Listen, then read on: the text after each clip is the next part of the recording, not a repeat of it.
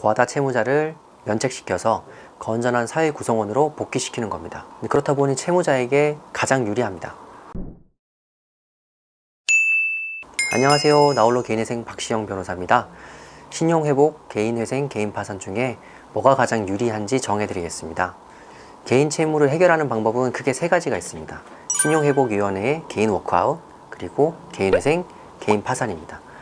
이런 제도들이 있다는 게 이제 많이 알려져 있고 영상이나 자료도 많아서 이제 많이들 보실 텐데 저도 그 자료들을 보면서 느낀 점이 있어서 말씀드리겠습니다.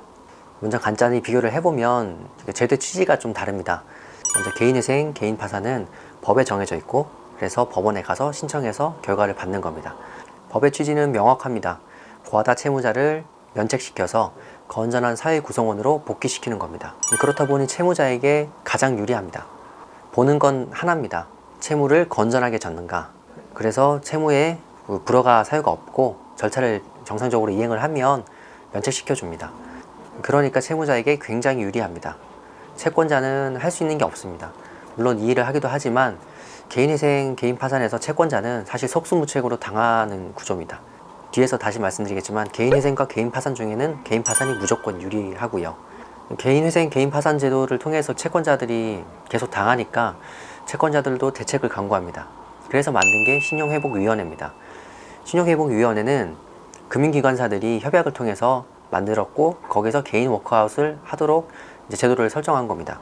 채권사, 금융기관들의 모임이고 보통 은행, 보험사, 카드사들이 협약 회원입니다. 두 제도의 차이점은 여기서부터 시작하는데 신용회복의 탕감 대상 채무는 금융기관에 대한 채무여야 됩니다. 개인 채권은 될 수가 없고 또 작은 대부업체도 이제 해당이 없습니다. 반면 회생파산은 세금이나 임금 같은 공인채권이 아니면 개인이나 금융사 할 거 없이 다 면책 대상입니다. 그리고 이제 신용회복에서는 채권자 동의가 필요합니다. 채권자들의 연합체니까 당연한 얘기고요. 개인회생파산에서는 말씀드렸다시피 채권자들의 동의가 필요 없습니다.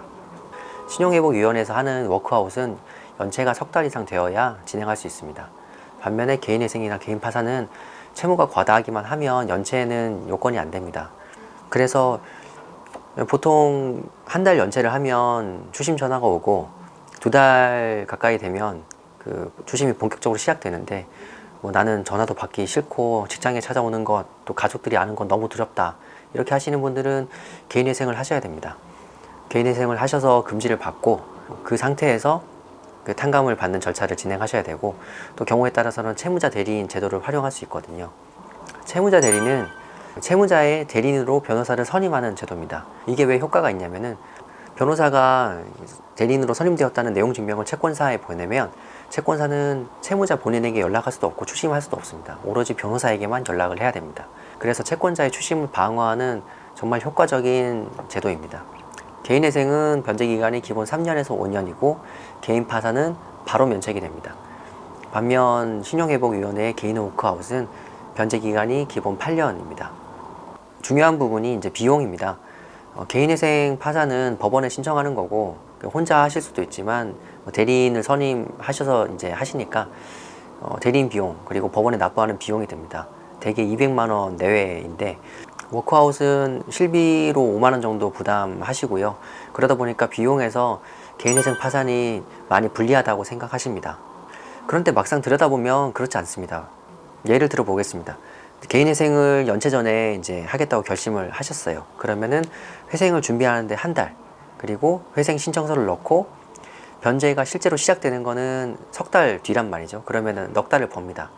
그러면은 이분은 그 사이에 연체된 채무를 변제하실까요? 아니죠. 돌려막기도 하지 않고 이자도 내지 않습니다. 그러면 소득 중에 냈던 부분을 세이브할 수 있고요. 그러면 넉 달분을 세이브하면 200만 원 정도를 대실 수 있는 겁니다. 실질적으로 차이가 없고 부담이 가능한 상황이 되는 거죠. 당장의 비용이 들어서 망설이실 수 있지만 길게 보면 변제 기간도 훨씬 길고 그리고 워크아웃보다는 회생이 더 채무가 많이 면책되거든요. 그래서 꼭 두 가지를 같이 비교를 해 보셔야 됩니다. 중요한 포인트가 있습니다. 바로 개인 파산과의 비교인데 개인 파산은 어떤 제도보다 유리합니다. 왜냐하면 채무를 일시적으로 한 번에 면책받거든요. 본인이 파산 요건에 해당하시면 개인 파산을 무조건 하셔야 됩니다. 비용 이런 거 생각하지 마시고요. 그런데 본인이 파산이 될 수 있다는 것을 간과하는 사례가 많습니다. 왜냐하면 잘 모르시기도 하고 상담을 기계적으로 하면 이분은 젊어서 혹은 일정한 소득이 있어서 파산이 안 돼요 라고 파산을 아예 그냥 옵션에서 빼버리거든요. 그런데 막상 따져보면 그 파산이 되는 경우도 생각보다 많고, 신용회복을 하는 도중에도 상황이 바뀌어서 파산이 가능하게 된 경우도 많거든요. 신용회복 가서 워크하우스 2년 3년 하다가 보면 이제 그동안은 또 경제적 상황이나 여건이 바뀌니까 그런 분들도 파산이 지금 시점에서 될 수 있는지 한번 따져보시는 것도 굉장히 좋은 방법입니다. 그러면 그때까지 변제한 것 이런 거 다 잊으시고 당장 파산을 하시면 훨씬 유리합니다. 그 얘기를 하다 보니 이제 개인회생의 장점만 말씀드렸는데, 그 개인회생이 더 불리한 경우도 있습니다. 그 워크아웃이 더 유리한 경우는 어떤 경우냐면, 대표적으로 소득이 많은 분입니다. 가령 월소득이 400만 원인 분 1인 가구가 있으면 가용소득이 300만 원으로 설정되거든요. 최저생계비 100만 원을 빼고 나머지를 36개월 변제를 해야 되는데, 이런 변제금이 많고 그만큼 면책률이 떨어지죠. 이런 경우는 이제 오히려 적은 금액을 길게 납부하는 게 유리할 수 있습니다. 또 한 가지는 이제 보증인이 있는 경우입니다.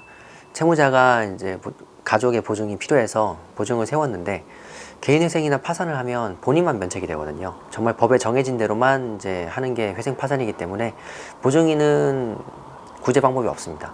채무자 개인만 면책이 되고 보증인은 본인이 따로 회생 파산을 하지 않는 한은 면책이 되지 않습니다. 그런데 워크아웃은 채권사하고 협의를 하는 거기 때문에 보증인도 같이 협상 대상이 됩니다. 그래서 보증인도 본인이 챙겨야 될 상황이 있으시면 워크아웃을 하는 것도 좋은 방법이 될 수 있습니다.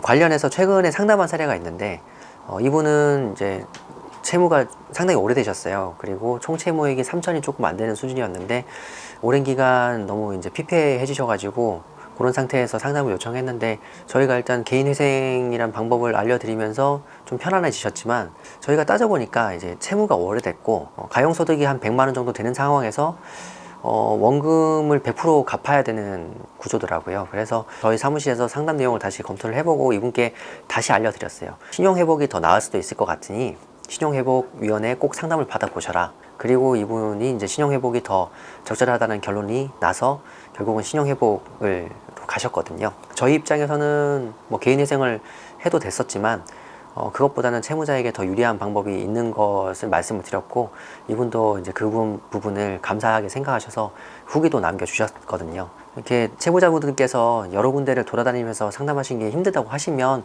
저희 사무실로 상담을 주시면 저희가 솔직하고 정직하게 더 나은 방법을 찾아드리겠습니다. 그래서 회생이 더 유리하면 회생을 권해드리고, 신용회복이 더 유리하다고 하시면 그쪽을 안내를 해드릴 테니까 부담 없이 전화를 주시기 바랍니다. 저희가 개인회생, 개인파산은 전부 무료로 상담을 해드리고 있으니까 부담 없이 연락 주시기 바랍니다. 이상으로 개인회생, 개인파산 그리고 워크아웃을 비교해 드렸습니다. 해당되시는 분들은 세 가지를 꼭 다 비교해 보시고 뭐가 가장 유리한지를 판단하셔서 진행하시기 바랍니다.